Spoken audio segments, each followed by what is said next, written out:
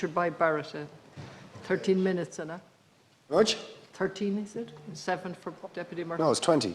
Oh, I know that. 13 for you and 7 for Deputy Murphy. Is that the breakdown? Or a bit more is fine. Whatever your breakdown is, just tell me. We'll definitely give him 6. We might give him 7 if we're generous.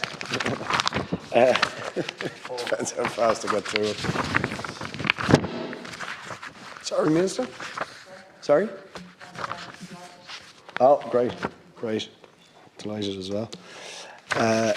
So, in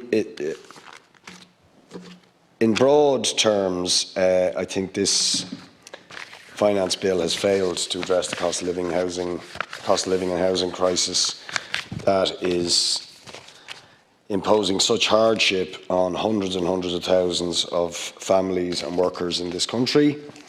It could have done so, but as is typical of this government, it fails to do so, and its failure is driven by a commitment to always protect the haves over the have-nots, the very wealthy over the working people and the less well-off. And nowhere is that more better demonstrated than in the contrast between what was given to renters and what was given to landlords. And it really is shocking, quite honestly. Others have referred to it, and it was rightly referred to in the Budget Day debates. The renters got an additional 88 million in the budget. The landlords got an additional 160 million. So the landlords got twice what the renters got. And of course, there are hundreds of thousands of renters, and there's a much smaller group of landlords. So proportionately speaking, yet another bonanza for the landlords, while the renters, who are crippled with unaffordable rents, often so unaffordable that they are driven into homelessness, get a pathetic, tokenistic drop in the ocean of €250 extra in the renter's tax credit, where the landlord will get 600 next year, 800 the year after, and 1,000 the year after extra. And this is when those self-same landlords, or many of them, of course there are some that aren't ripping people off, but huge, huge numbers, when you look at the average rents, are absolutely crucifying people with shocking, obscene rents, charging them just because they can. In my area, that's now, you probably wouldn't find anything for less than €2,500 a month, more likely 3,000. And as I was explaining to the Taoiseach today, that leads you to a situation where somebody working in a hospital in our area, just to give one example, in the area that I share with the minister across from me, who's working in a hospital looking after the sick, is now homeless because she can't, on her earnings, which are over the social housing income threshold, so she can't apply for social housing, she can't get any income support, and she's homeless in her, I think she's in her early 60s and has nowhere to go. Another family who I've referred to plenty of times in this house, evicted through no fault of their own, will be required to leave by the bailiffs in less than 2 weeks. And he's a worker for a semi-state company in this country, worked all his life, never took anything off the state, and there's nothing available for them they can't find anywhere. Now, if there was, sorry, I didn't hear you there, Minister. You must have been talking to yourself, it's okay, no problem. Nowhere to go after working all your life, paying your taxes. So that's what's happening to working people in this country, and despite pleas for the government to address that in the budget, they haven't. They've given multiples to the landlords than what they've given to the renters. The USC, similarly, we see a few tweaks, but really it won't even, when you look through the government's own tables in the tax policy changes booklet in the budget, basically with the USC changes, people get 1, 2, sometimes maybe 3, in a very small number of cases, 4% increase in terms of their income, but when inflation is running at 5% in real terms, and you strip out the once-off measures, workers will be less well off next year than they were 2 years ago. So the real value of people's wages is being cut. And that's really what inflation is. It's a profits bonanza for those at the top. It's pay cuts for the ordinary workers, but done via increased prices, inflation, cost increases, and so on, relative to the pay increases that people get, which don't actually match that level of inflation. People for Profit propose getting rid of the USC for all those earning less than 100,000. That would cost about $3 billion, and paying for it by putting higher taxation bans on those earning over 100,000, 150,000, up to 250,000 and so on, could raise $3 billion and take the terrible burden of the USC off the backs of workers. It was supposed to be an austerity tax, but the government have maintained it, and small tweaks in this budget don't change the fact that it is a completely unjust burden that has robbed working people in this country of thousands and thousands of euro.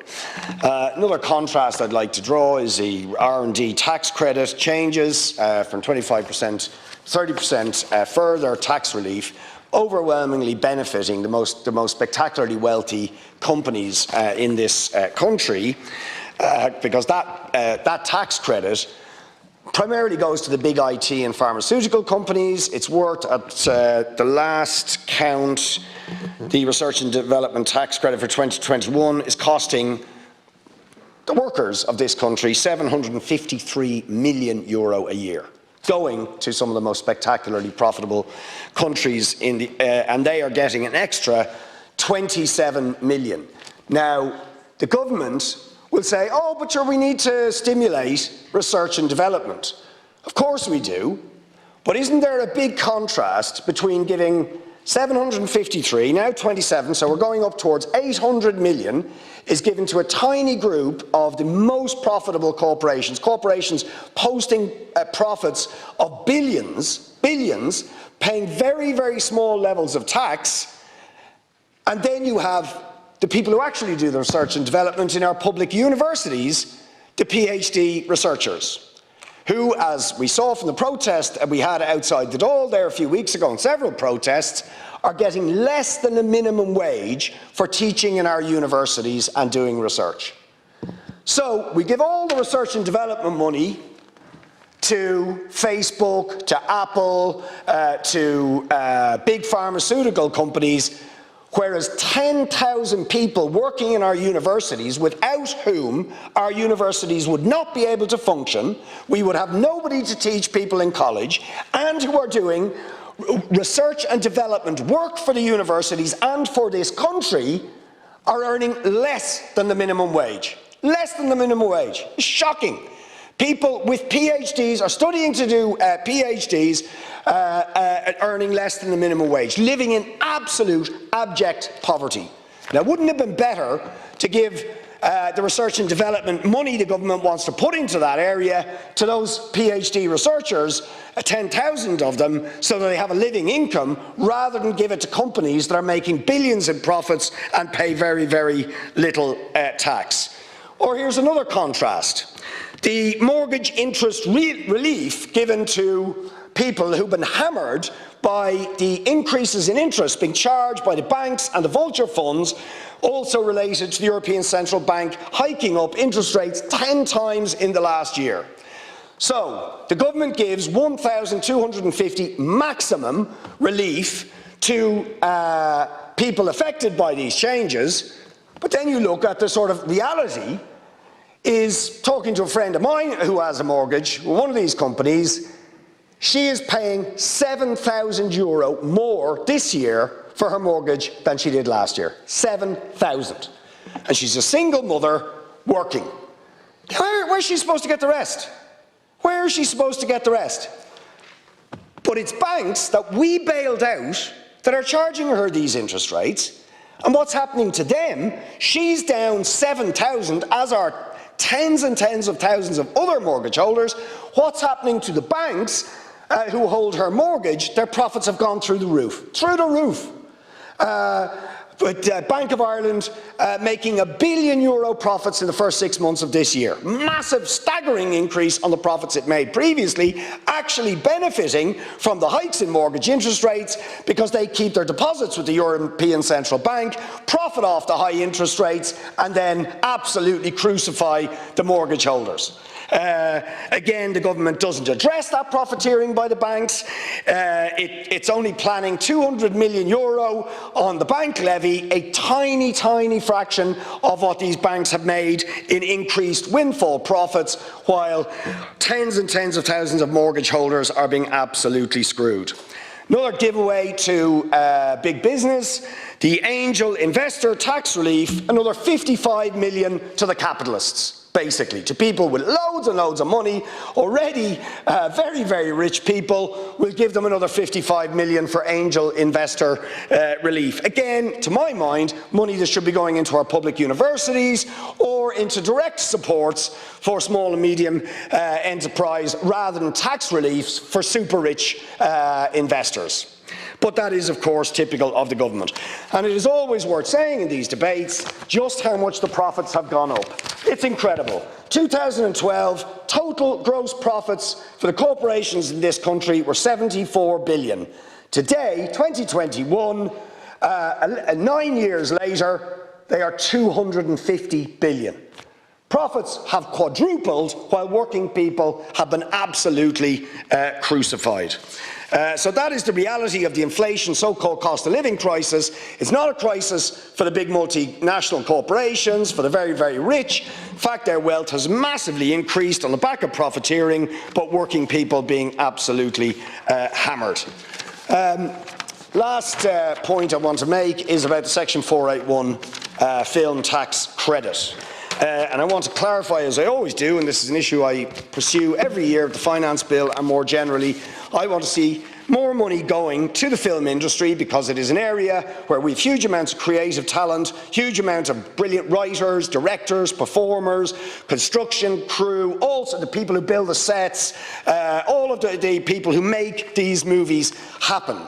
But the problem is that we give this money in the form of a tax relief, a very unusual tax relief, to the film producers, but the people who work in the industry, the actors, the writers, the performers and the crew, many of them live in absolute poverty, have absolutely no security of income, no security of employment, and are essentially have to live at the whim of film producers who are making a fortune from the public subsidies that are given to them. But the government doesn't put conditions on those subsidies to ensure, even though it's in the legislation, that those working in the industry have quality employment and training. That's what it requires, quality employment and training. And that includes, for the writers, the directors and the actors, requirement to comply with the EU copyright directive in terms of the royalties from the future profits that are made by the film producers for the use of their film into the future. And they are asking, and I'll go into this at the next stage, at the committee stage, and put in amendments, but at the moment, actors, writers and performers are being forced to sign buyout contracts where they sign away their rights to the film producer companies to future royalties if those films are a success, and are given a small upfront payment, supposed to be compensation for that, but in reality it allows the film producers to run off with all the profits into the future, and the actors, writers and performers get nothing, and similarly nothing of those future profits, and if they refuse to sign those contracts they won't get on the film. Simple as that, they won't get on the film, and if they kick up too much about it they'll be blacklisted from the industry and never work again in the industry. That's what happens. Similarly with the film crew, all of them, even though they've worked for 20, 30 years in the film industry, there is no recognition of their service to the industry. No pensions, no sick pay, no holiday pay, nothing, and the clock goes back to zero every time there is a film made. Even though they are getting money from the state to make these films, they give themselves huge fees, makes often very significant earnings from it, but the poor old set crew, the transport workers, the people who build the sets, the prop workers, etc., are basically at the whim of film producers who say, if you ask for your rights, your employment rights, too stridently, you'll never work again in this industry and you're blacklisted out of the industry, and the government have been told this, but they don't do anything about it. They should put clear stipulations in the finance bill to ensure this mistreatment of workers ends.